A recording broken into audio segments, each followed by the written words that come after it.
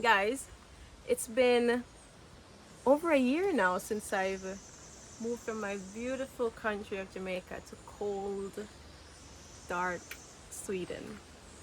And the differences hit me. When I say differences, I mean like differences I've noticed since moving from Sweden to Jamaica. It hit me as soon as I landed in Montego Bay when we came here 3 weeks ago. And I just think that I'm just gonna do this video to talk about how maybe my life has changed and the changes I've seen since moving to a foreign country. Or if you're wondering who is filming, it's my lovely husband behind the camera. Also, if you wonder why I'm dressed in a bikini, it's because where we're staying, there's a pool there and I'm just gonna go by the pool today. I haven't been by the pool since I've been here. Let me close the gate first.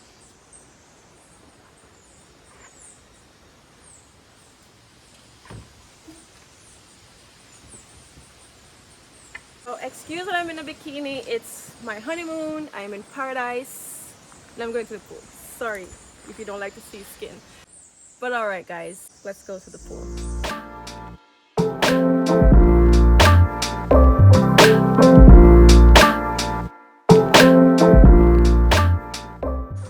Hey guys, so now we're at the beautiful pool.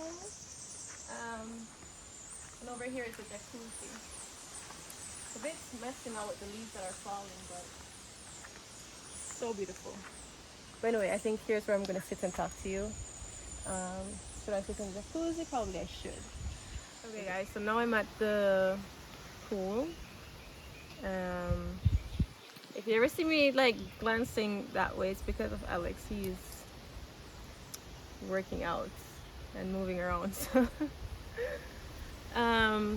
Yeah, but first let me just start by saying that my year in Sweden has been a really good year.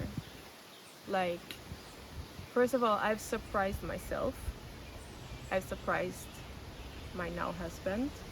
I've surprised his family, and I've surprised my family of how fast I just integrated into the Swedish society. And the biggest thing that I'm surprised about, which is the biggest thing to integrate into a Swedish society, is by speaking their language.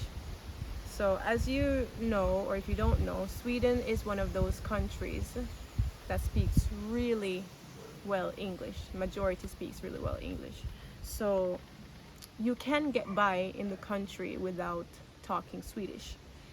But you get by in a sense that, okay, you have maybe a special education for a high-end job like IT. IT is most often English-based in Sweden. So if you're a person who does IT, it's pretty easy to not speak Swedish. Maybe if you're a person who, yeah, mostly IT, let's just say that. But usually if you have like a master's or a special degree that just requires English, then it's good. But if you're a person who doesn't have an official education, or maybe the education that you have requires Swedish, then that's where things can get tough. For example, I don't have an official like university degree yet. Let's just say that yet.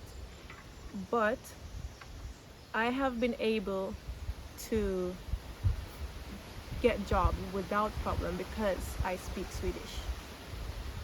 Fluent Swedish within just a year span. Yes, I've been traveling to Sweden back and forth in the space of 4 years, so I did have a little time on me to like teach myself. So when I got to Sweden, because Sweden has like, let's just say 3 different levels to study their language to become fluent, and the first part is like very basic, like primary school level Swedish. So when I got to Sweden, I didn't need to study that because I was above that, and I didn't need to study the other level after that. So it's 3 different levels. So the first 2 levels I didn't need to study. So I started at the last level, which is like high school level. That's the last level of Swedish. So I started at high school level, thank God. I'm almost done now. I took a pause for my last course because of wedding planning and stuff, so I didn't have the time to do the last course. So I'll do that when I'm back, and then I'm on paper fluent, but right now I'm fluent. Um, so yeah, because of that, it was so easy for me to land jobs or to get interviews. So my first job I started last year in autumn, and left that job, and now I started a new job earlier this year as a hospitality manager. And let me just tell you, all those interviews that I've done, every single one has been Swedish. My job requires me to speak Swedish, so I don't speak English at work. The only time I speak English in Sweden is when I'm at home and I'm talking to Alex. But right now, as it stands, my life has changed in a sense that I speak another language for like 90% of my day, which is amazing. Really amazing, because Swedish is not an easy language to learn. Let's just say that. So I'm really proud of myself in that way. So yeah, that's one thing. The other thing with Sweden, I mean, we moved from the city to, I mean, I don't like to say countryside, but it's always like the countryside. We moved from out the city because you know how we are. We're not city folks, so we moved outside the city. And this winter has been my best winter yet. Like, to see real winter and not city winter. 1 hour, just somebody send for me. Send for me, please. Big difference. Love that. I've adjusted to that.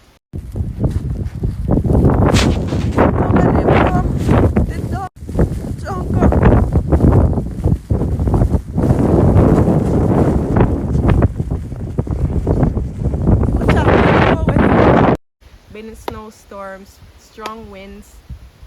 Yeah, waking up 5 o'clock in the morning, going out in the darkness, winds in your face, snow hitting your face to get to work. Big thing. Yes, I'm also studying on the side, as I said, because the aim is that in the future I do want an official education. So yeah. But okay, since returning to Jamaica, one of the first things I realized that I've gotten too used to in Sweden is that I've become more punctual. I've become very punctual, and that is not me. I've spoken about this in previous videos where I say I'm usually a late person. It's hard for me to keep time, but since starting a job and all that, I need to be at work on time, so that made me be on time all the time to catch the bus, whatever. So the first thing that really hit me was that things takes time in Jamaica. Yes, I knew this before I moved. But the difference is I was more tolerant to it before I moved. My patience became so small now. Like, everything takes time. Being at the cashier in the supermarkets, my God, it takes forever for them to check out your goods.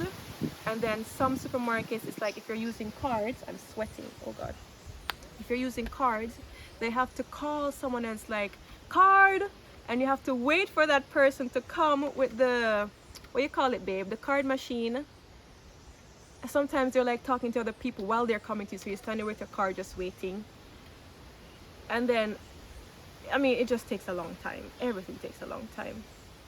Yesterday we were at the pharmacy filling a prescription for my grandma. We waited, there were people that were waiting before us that waited 3 hours to get their medicine. 3 hours. Yeah. I never even knew that was possible. Hey, what's up? Everything good? Yeah, you're good? Yeah, I'm just turning on the pool so make it run, you know? Oh, okay. I was cleaning it earlier. It's nice to clean it though. Yeah, yeah. When you turn on it more nicer, you know? Yeah, okay. But I think we're okay though. No, turn it on, yeah. Yes. We want it to turn on. Alright. Yeah. Yeah, so yeah, just little things like that. Because we traveled together with Alex's family, I was sitting beside Alex's dad when we landed, and the first thing Alex's dad noticed was that Jamaicans, we move really slow. Also, we walk really slow. So he was like, I noticed already that these people walk slow. It's not like Sweden where people are just pace. You know, I wonder if it's all because of the cold. So people try to like, you know, like walk out of the cold as fast as they can. But people here, you know, we just take our own time, stroll, whatever. Okay, since we're talking about slow movements here, let me just go over now, which every Jamaican is familiar with. Every Jamaican. And as I said, these were things I knew before moving to Sweden. It's just that my tolerance have decreased because I've gotten more used to things within a year. And that's just the customer service here. People, you know, it's sad. It's not their fault. And I always tell myself, and I always tell Alexander and his family came here, like, don't take it personal. People are working so hard here to receive the bare minimum. People are working in jobs that they don't like just because they need to feed their family, feed themselves. So if you go to a shop and you're buying something and you have somebody that's so grumpy and just short temper with you, don't take it personal because, oh no, the machine started. Don't take it personal because at the end of the day, it's not really towards you. They're just frustrated. They're working in shitty environments and it's just not you. They're just having a bad day. Just try to be patient with them. So, I mean, yeah, sometimes we complain about, oh, Jamaica needs to do better with customer service, blah, blah, blah, blah. But it's just that the system here needs to do better to give people better jobs and better environment to work in. I'm gonna have to move because so it's my neighbor's mower or something, grass cutter that's making noise, so I'll just move for a bit. If you can still hear the sound, I'm so sorry, so sorry. But because I started a video now, I just have to end it, right? So please bear with me and the sound.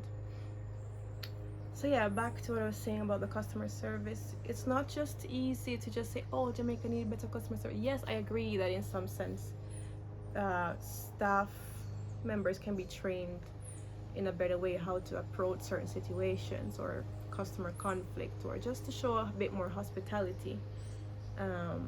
But then the end of the day, it's like, why put out that extra effort when your minimum wage is like,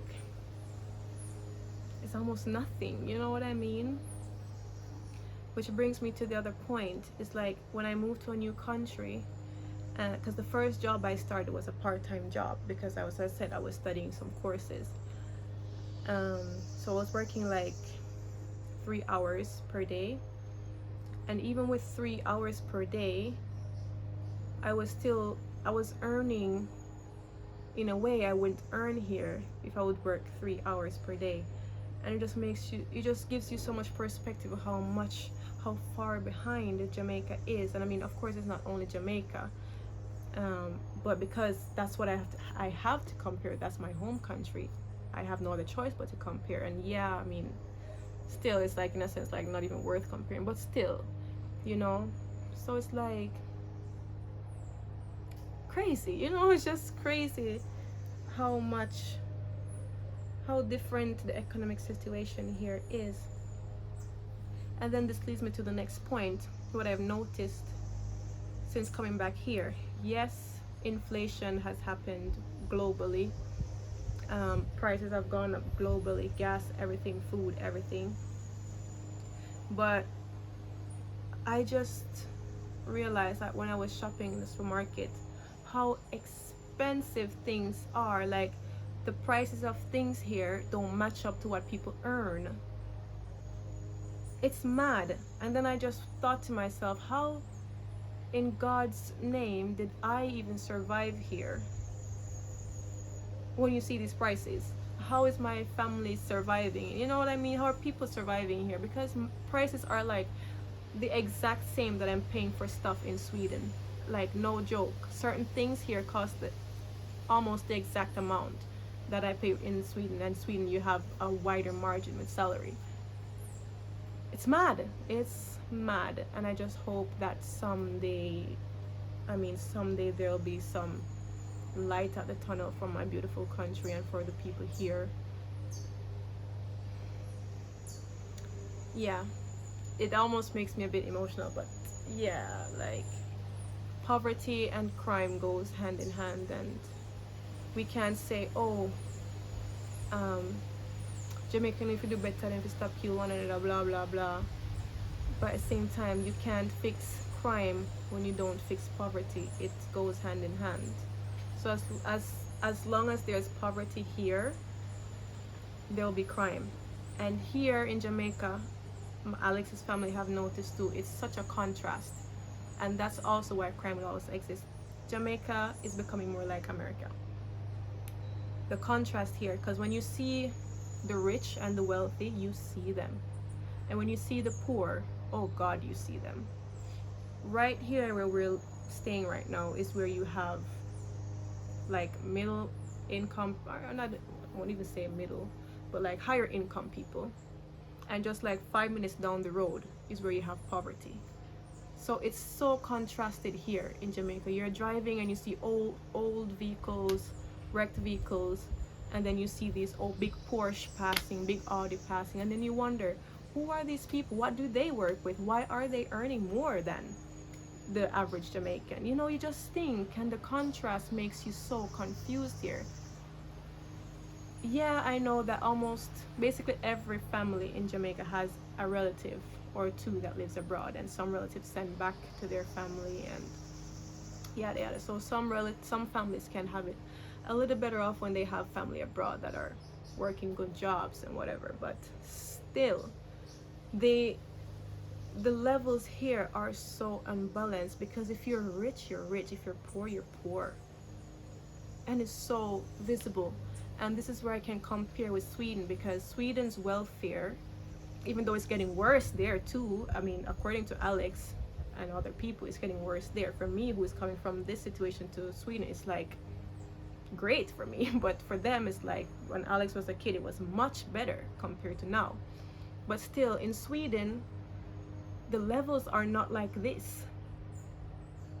It's not really a capitalist country. I feel like it's going more towards there now, and people are trying to be like America. The more people try to be like America, I'm sorry, my American followers, but we all know America is a very capitalistic country and the levels are imbalanced. But Sweden, people, the average people or average person, the population is almost like on this type of level, you know, like, so it's like nobody needs to be jealous of that person because we're paying the same amount in tax, or I mean, depending on your job, of course, but still, it's like everybody gets free healthcare, everybody gets free education, pay the same amount in tax depending on what you work with or stuff like that, or if you own something, whatever. But the levels aren't so unbalanced. It just isn't. So nobody has the reason to show off on another person, because at the end of the day, we're all eating rice, you know what I mean? Just a saying. And it's just really sad, just really sad. I usually feel like when I talk about these things, it's almost like I end up in a rant, because I am an emotional person and I just love people. I love my people, and I love to see everyone happy. And just when you just see that some things aren't working and it's affecting the well-being of people, it really provokes. It really provokes, especially when it's my people. Yeah. And my last, I think, and another point, I don't know if it's my last, I might come upon something else, but right now it's my last.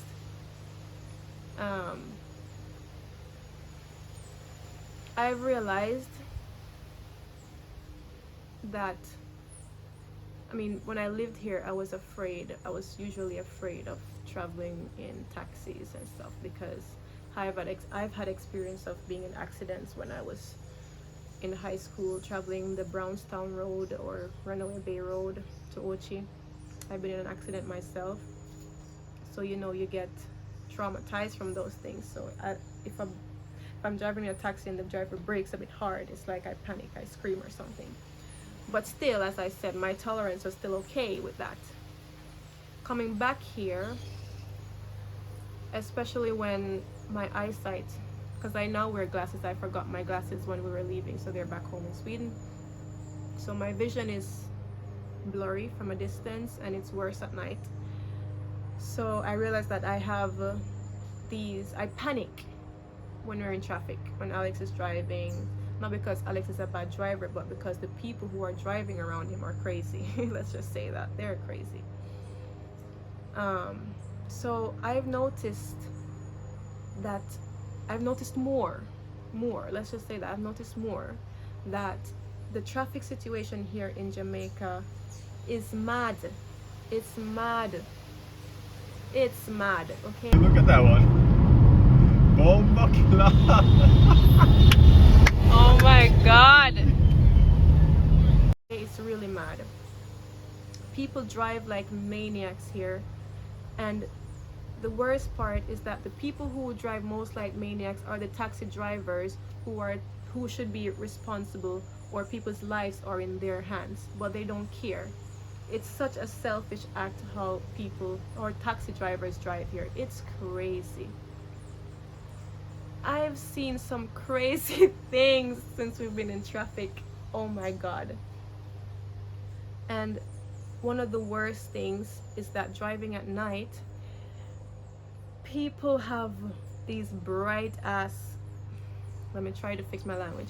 People have these bright lights, bright LED lights. In Sweden, when you're approaching an oncoming vehicle, they dim their lights so you as another driver can see the road properly. Here in Jamaica, nobody dims their lights. It's just full on headlights ahead of you.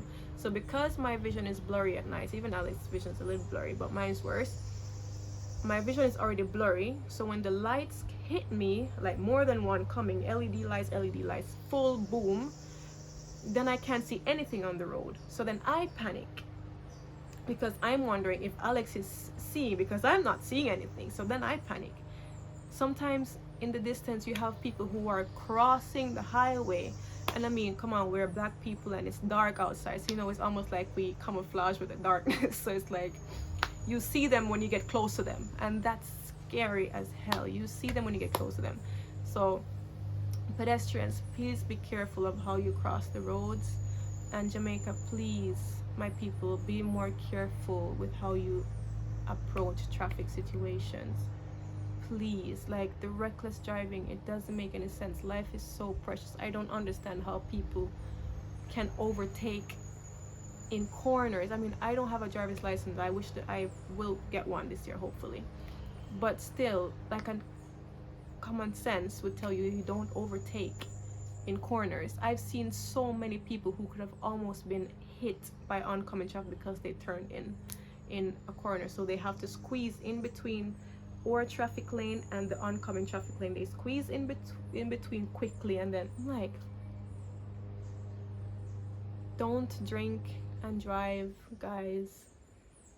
The unnecessary speeding, that's even another thing. I see people overtake in speed just so they can stop in front of you. Like, you know, generally people overtake because they're going somewhere, but people overtake here and they're not going anywhere. They just, like, some people overtake in speed just because 30 seconds ahead they're gonna make a right turn into a corner. Like, why overtake? Just stay where you are if you're not getting anywhere. Like, I don't see the sense. It's like you're putting your life at risk just because you want to be in front of a vehicle, or if you're just gonna make a turn right up ahead. Like, come on. People overtake if they need to get somewhere in a hurry, and by the time I go up the road I shouldn't still see you in front of me. Like, you should be gone. You know, that's what I mean? But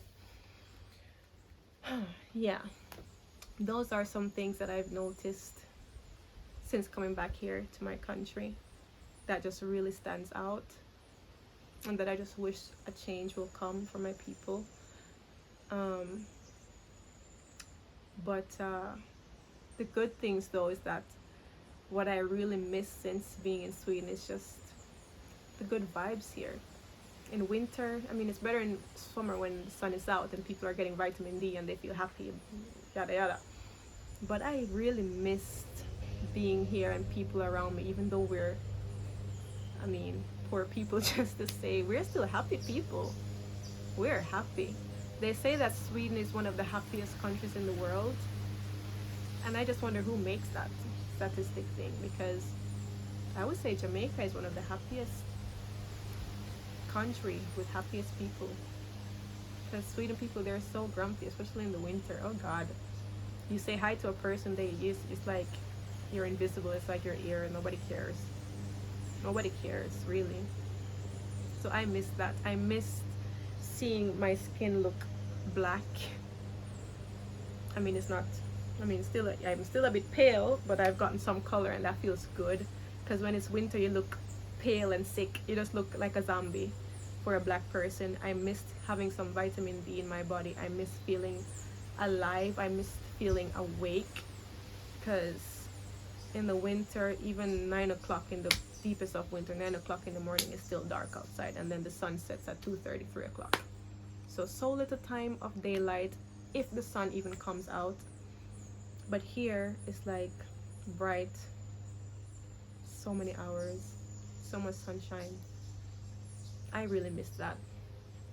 I missed fresh produce, fresh vegetables that I get here, and not some food that was just shipped from countries like Jamaica to Sweden, far north, on some ship or airplane or whatever, green, and then they ripe when they get to Sweden. Oh, mango. I missed having a mango, a proper mango. I missed having a proper pineapple. But it's gonna be a real life check when I have to go back to Sweden, though. Go back to waking up early in the mornings for work.